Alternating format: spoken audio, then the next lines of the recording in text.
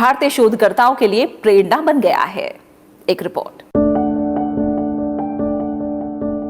हरियाणा के करनाल जिले का शहीद उधम सिंह राजकीय महाविद्यालय, मटक माजरी कस्बे का ये महाविद्यालय अब अंतर्राष्ट्रीय स्तर पर पहचाना जा रहा है और इसका श्रेय जाता है यहाँ की सहायक प्राध्यापिका डॉक्टर दीपा शर्मा को।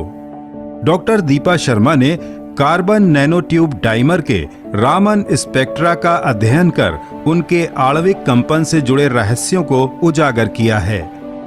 उनका ये सैद्धांतिक शोध नैनो विज्ञान के क्षेत्र में एक उल्लेखनीय योगदान माना जा रहा है।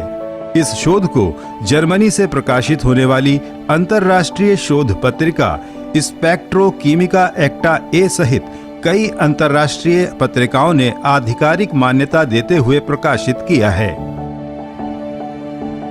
मेरा जो सैद्धांतिक शोध है वो सारा कार्बन नैनोट्यूब्स के ऊपर रहा है। That has been my research object.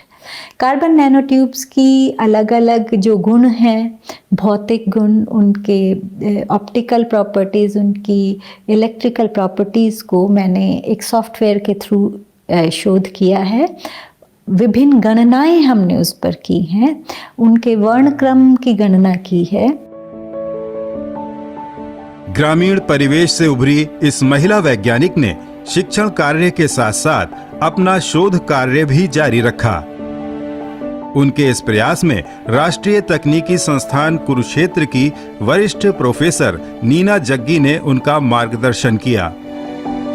Even एक छोटे से कॉलेज में, रूरल कॉलेज में रहते हुए प्राध्यापक के रूप में भी उन्होंने इसको आगे बढ़ाया और इसके लिए वो एक बहुत बधाई की पात्र है। और मेरा काम में जो उनको एक गाइड के रूप में मैंने उन्हें दिया, मुझे भी खुशी है कि मेरे भी उन्होंने उसको आगे चलाया। डॉक्टर शर्मा ने अपने शोध में सिद्ध किया है कि अगर कार्बन नैनोट्यूब्स को सुपर कंडक्टिंग पदार्थों के समीप लाया जाता है तो उनमें भी सुपर कंडक्टिंग गुण पैदा हो जाते हैं। इन अध्ययनों की गणना आसान नहीं थी। डॉक्टर शर्मा ने Jawaharlal Nehru centre for advanced scientific research Bengaluru के प्रोफेसर स्वप्नपति और अमेरिका की लॉरेंस बर्कले नेशनल लैब की वैज्ञानिक स्वास्तिका बनर्जी का सहयोग लिया।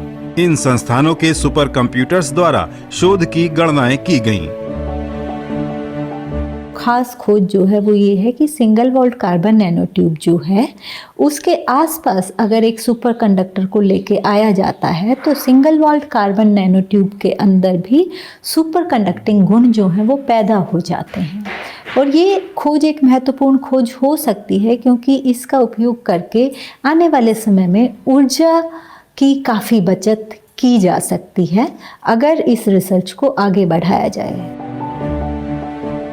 ये एक आधारभूत शोध है जिसके सिद्धांतों का प्रयोग कर वैज्ञानिक नवीन अनुप्रयोग कर सकते हैं। इस शोध द्वारा भविष्य में विद्युत ट्रांसमिशन लॉस को कम से कम करने की दिशा में एक नई राह खुली है।